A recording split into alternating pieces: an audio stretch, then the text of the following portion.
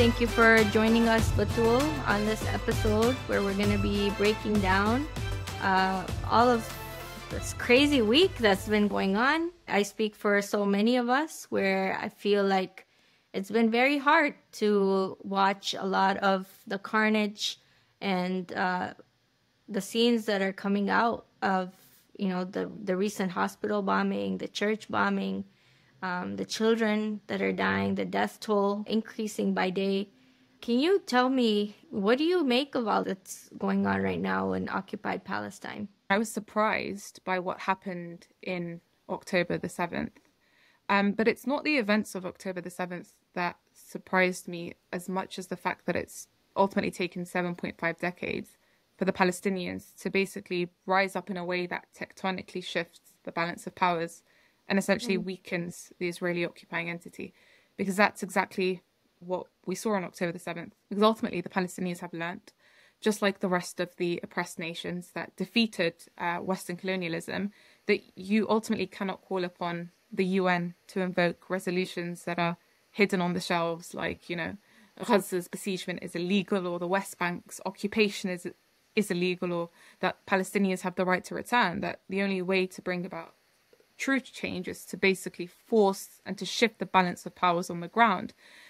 Because remember, it was the UN that carved up Palestine like it was a piece of bread. It was the UN that was formed ultimately post-World War II by the victors of the war in order to consolidate their hegemony and control over the world.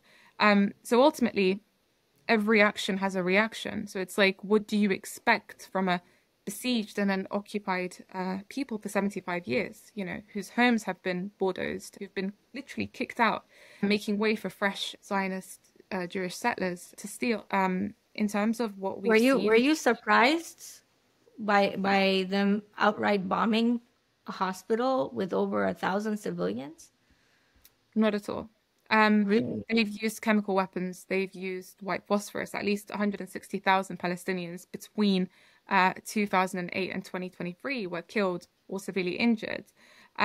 What's surprising about that? You've had the onslaught of 2008 and 2012 to 2014 to 2021.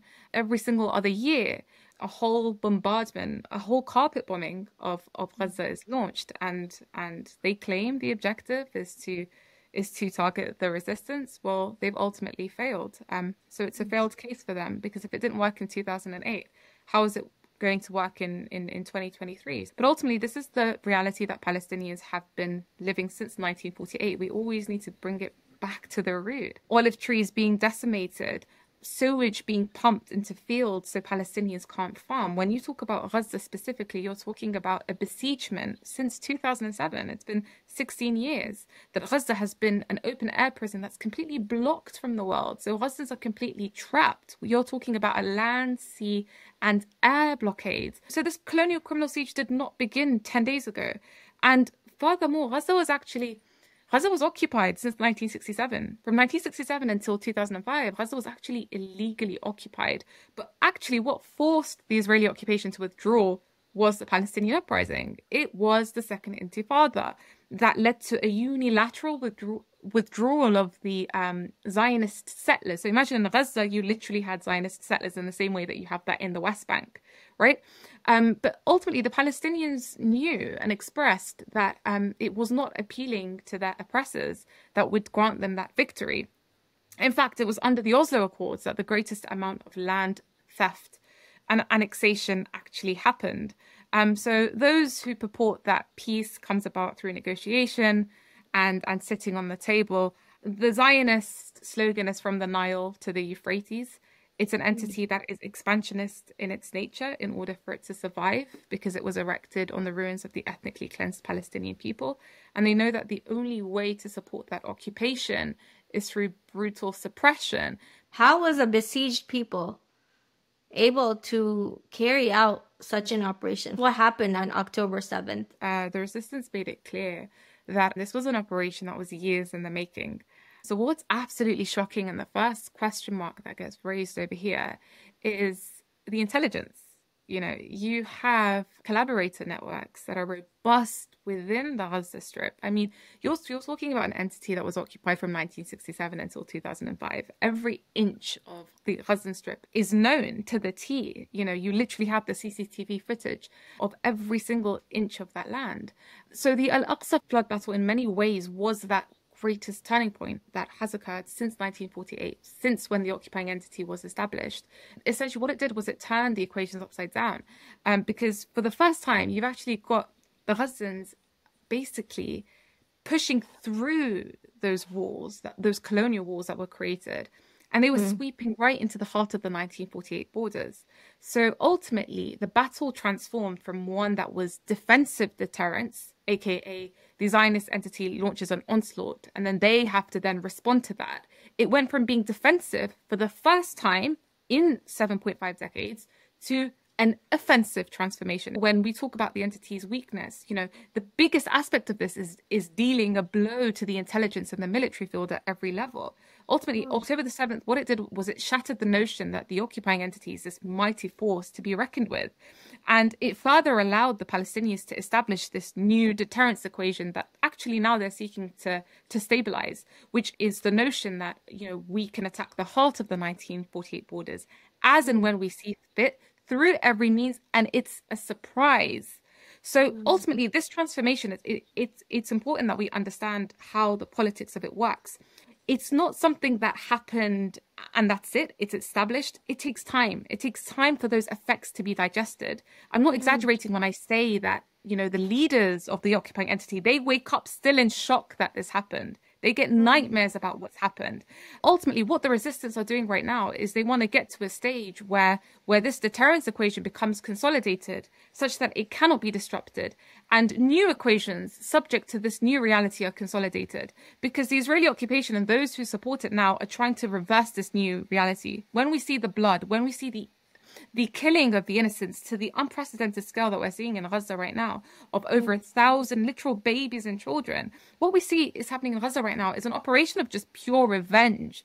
That's the reality of the indiscriminate killings. That's the reality of white phosphorus. It's an operation that's seeking to bolster the morale of the settlers that has been completely shattered because they were under this illusion that they were protected by a militarized state.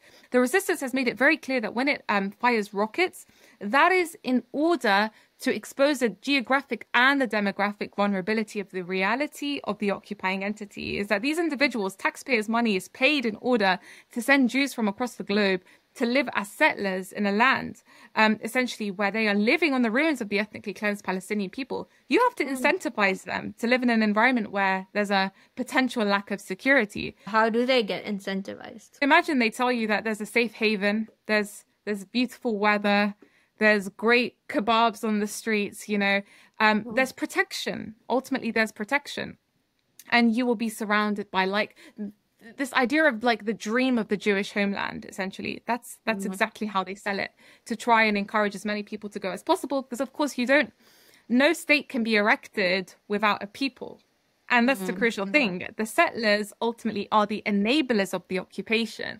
The moment the settlers themselves feel there is no protection, they're going to flee the moment they get that chance. But ultimately, those settlers have double passports because they're coming from their own land that they inhabit and have their own original passports. You would think this is such a common sense idea, right? That these settlers have dual citizenship, I guess, even though that is the wrong state. And the indigenous people, they can't leave. They're essentially trapped around air, land, and sea. So it just comes down to common sense. Why is it that the masses still just don't care? It's the kind of environment that those at the top wish to create.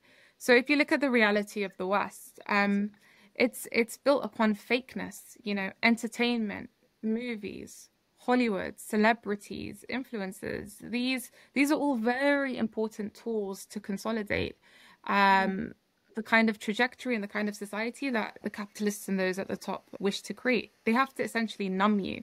And they numb you through these different establishments. And you actually see that, for example, the celebrity industry itself is a very political entity. You see many celebrities that go to bolster politicians, and then those politicians get into power, for example, like Trump was very notorious for using Kanye West and Kim Kardashian in this pursuit, just to make that point that this is the kind of world that we live in on the one hand. And when it comes to those who might have an inkling to be affected, right?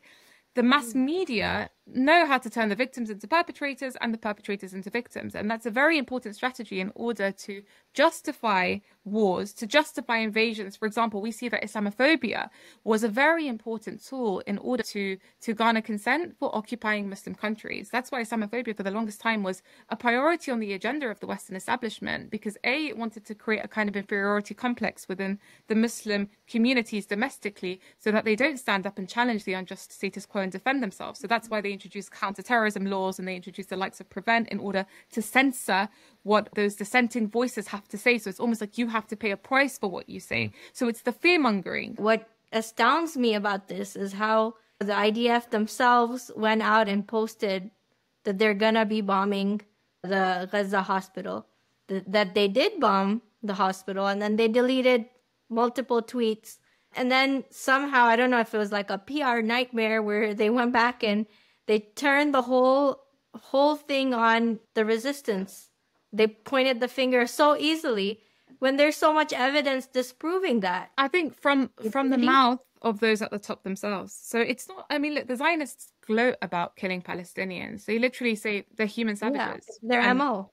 Exactly. Yeah. They're animals. And the price that they have to pay is cutting of electricity, no food, no water, no electricity, nothing. Let them die a slow, painful death.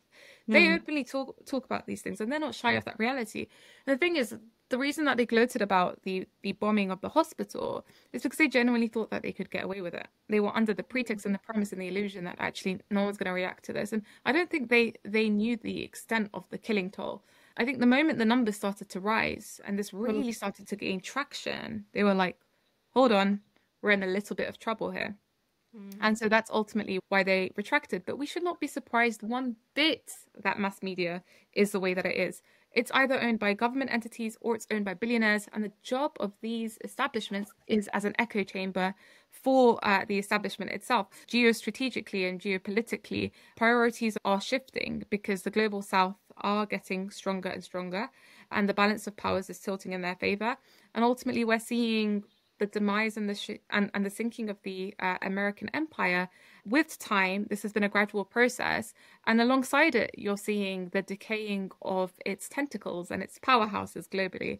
And the Zionist entity was created as an extension of the West to serve as a strategic military outpost in this area of importance. But given the area is becoming less important, and given the nations are rising and you're having the strong coordinated front that has mobilized essentially as a result of the machinations of the West to subdue the populations and to defeat them and to impose this new Middle East project. Imagine it backfired. So they created Daesh to eradicate the remnants of the resistance, but you've got the Hashd al-Sha'bi, you've got the Houthis that formed, as a result. And you have this United Coordinated Resistance Front. So ultimately, the West knows that it cannot rely on a fragile entity on the long run to secure its interests. The basic fundamental principle of security is mutual respect and mutual safety.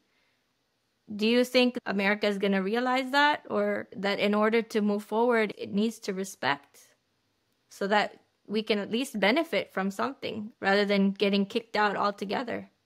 Right, absolutely. The West knows it can't rely on a fragile entity to achieve its interests, and ultimately abandoning that entity becomes an option that can be effective when an entity turns from serving your interests to becoming a liability and a burden. So we always have to remember that the Zionist dream was facilitated not because the imperial masters believed in it, but there was a meeting point in the interests between the Zionists and the imperialists. It's like if Zionism wasn't a thing, we'd invent a movement as such. I think Joe Biden at one point said that. Right. So the function of the establishment of the occupying entities to act as that disciplinary stick to protect Western interests in a region of strategic importance. But the reality is that the occupying entity has gone from protecting Western interests to now needing protection.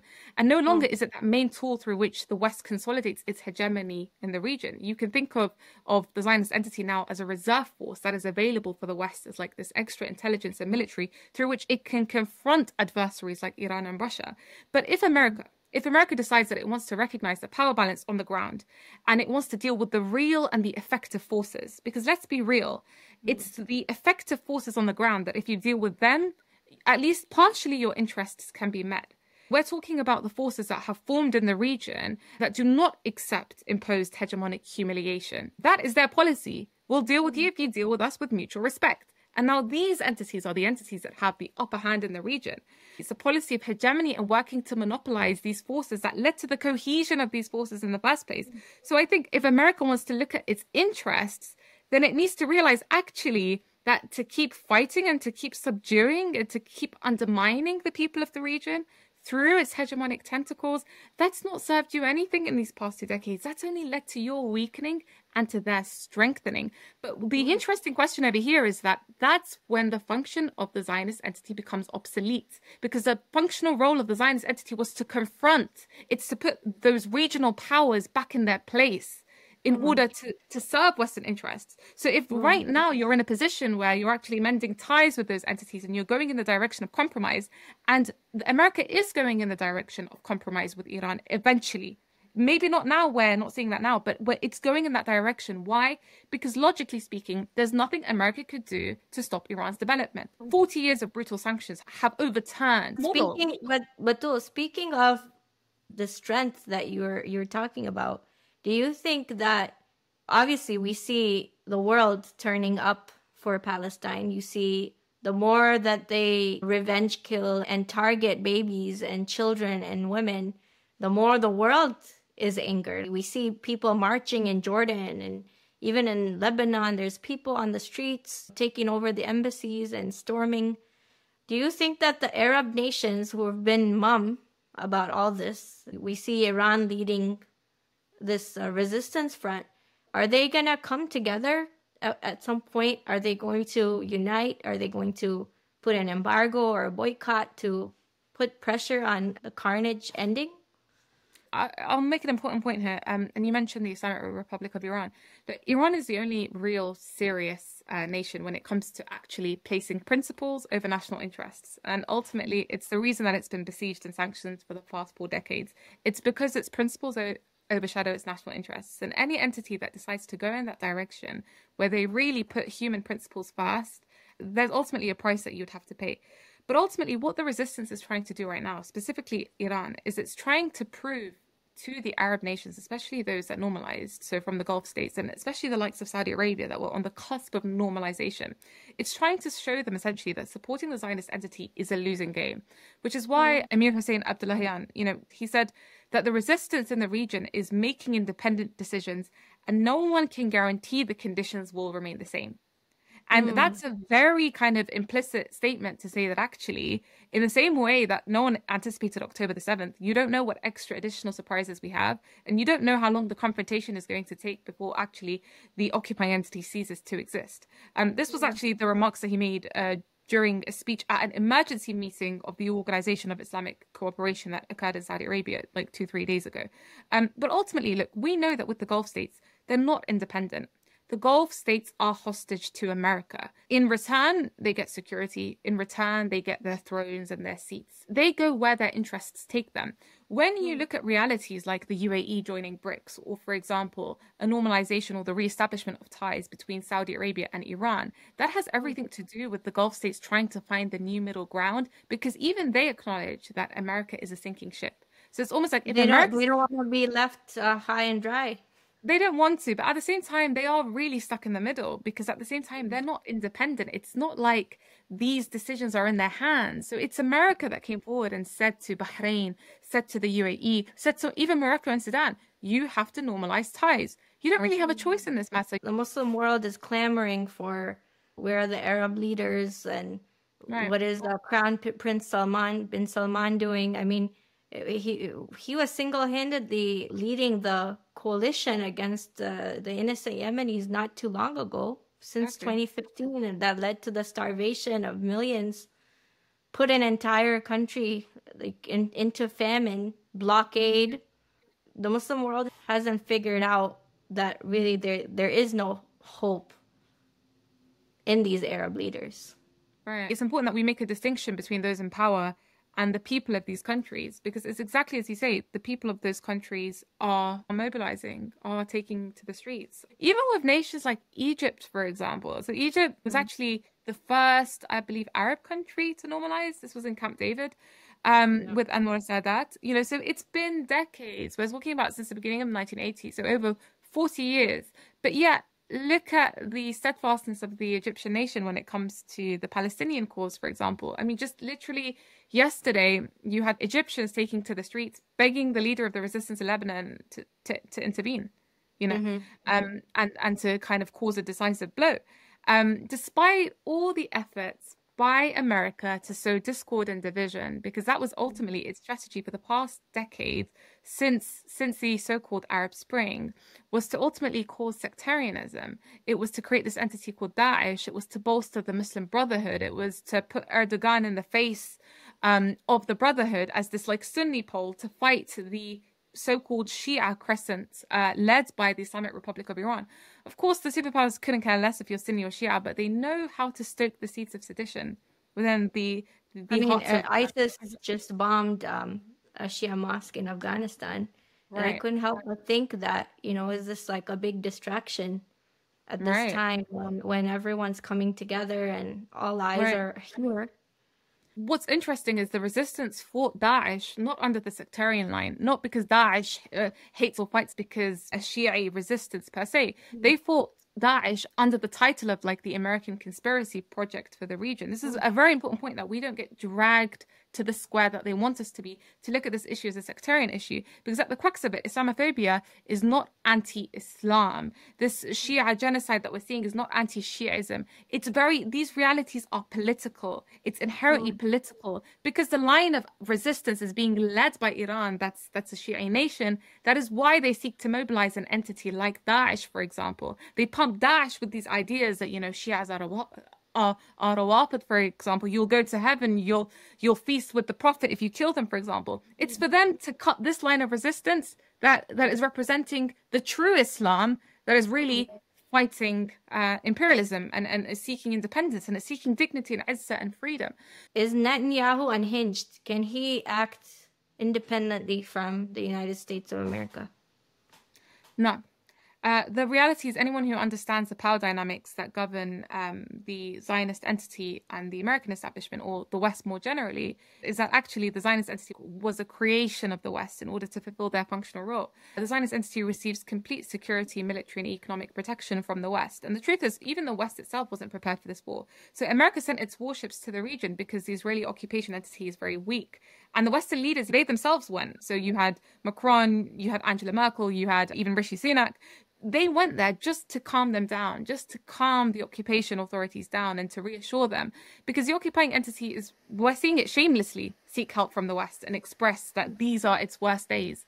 But essentially what the West wants to do right now is it wants to manage the next steps, even if that means the defeat of the occupation, because that is a possibility, especially if the front was to expand, not necessarily in this confrontation, because I don't believe that this confrontation is the decisive one. These things really do take time. We're talking about the next few years. But ultimately what America wants to do is it wants to manage the balance to tilt under their authority and not the rising people of the region. They don't want to be outside of the picture.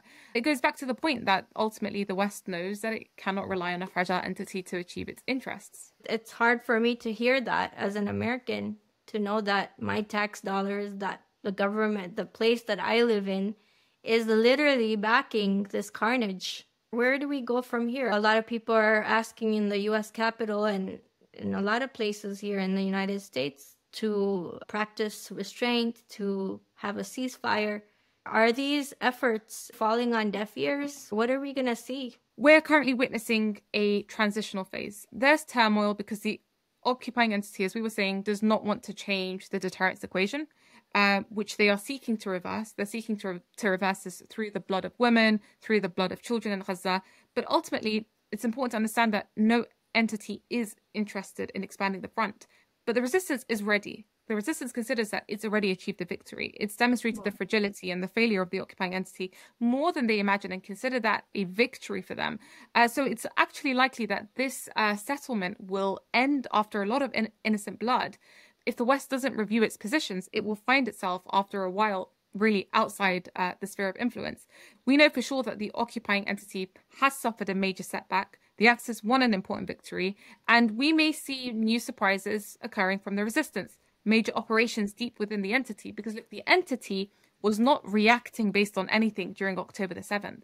It announced that every ounce of the 1948 borders belongs to Palestine, and Palestine belongs to all the Palestinians across the diaspora who have the right to return. We are launching this operation in order to liberate the territories of Palestine since 1948.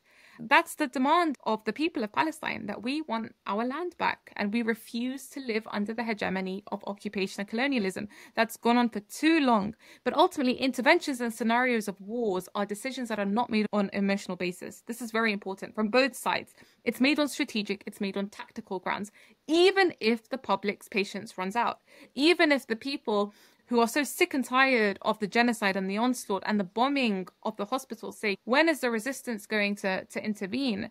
Intervention doesn't just happen on a geographical, certain area. Well, Until the terrorists are recognized, the atmosphere will remain hot, and the arena in turmoil will exist in more than one front until they establish that deterrence on the ground. A lot of people would ask, though, was this operation worth it, given how many people have died due to revenge attacks? Absolutely. It goes back to that question of actually what shifts the balance of powers on the ground. It's that direct confrontation. If you are going to have to wait for the UN to invoke resolutions like Palestinians have the right to return, or you have to return back to West Bank. Useless. I mean, look, these resolutions, they're on the shelf, and they will be activated when the balance of powers on the ground shift. But you have to impose that shift. There's no way in which that shift can be imposed without tectonically shifting the balance of powers. You have to existentially weaken the occupying entity to get to that position. So just think about it. For example, it was in 1948 that the Zionists were able to capture 80% of Palestinian land.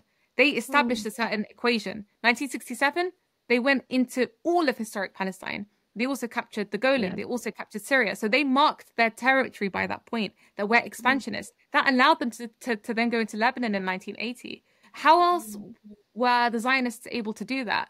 But through that confrontation, right? So essentially the maps of the world change after wars, right? It was after World War I that you had the Sykes-Picot Agreement that essentially carved up the whole of West Asia and actually gave Palestine, it handed Palestine over from the Ottomans to the Brits. And it was the Brits in 1917 that made that promise to Balfour, the Balfour Declaration, that actually, if we win this war against the Ottomans, we will give the Jews this land. We will facilitate your dream, ultimately. And it was the imperialists who actually said to the Zionists, because ultimately the Zionists at first, they wanted East Africa. They wanted British East Africa to be their colonial outpost, believe it or not. So Theodore Herzl, who was actually the founding father of Zionism, as they call him, he actually suggested Uganda at one point. But then the Brits came and said, hold on, this area, Palestine, is of strategic importance to us due to the Suez Canal, due to the... we're talking about 30% of the world's economy passing through this strait. Which is a lot cheaper than, imagine having to go from Asia through Africa into Europe. You can just pass through the strait directly. So it's it is a very strategic, important point, not just because of the natural resources, because those resources were discovered later on, but it's because if you ultimately control a pressure point such as a vessel through which the majority or a large substantial proportion of the world's economy passes through, then ultimately that enables you to pressure other nations to fit within the trajectory that you want them to be in. So that's why even America, as much as we say that the region is losing strategic importance for America because of the defeat that it has suffered at the hands of this united resistance that's emerged with time, the region is still to some extent holds that strategic importance because of the nature of the economy, of the scale of the matter. Thank you so much for joining me today, Batool. I hope we have many more conversations to come. For those who don't know, Batool is TMJ's exclusive Patreon writer, and she actually will be releasing a report on all this. So please be sure to check that out. If you enjoyed this interview, please give it a like, share, and subscribe to our YouTube channel for daily content. You can find us on all social media platforms at TMJ News Network, as well as join our Telegram channel for exclusive content. Every Friday, we release a newsletter called The Muslim Brew, which has all exclusive content for our readers and subscribers. And be sure to support our work by becoming a patron on our Patreon channel.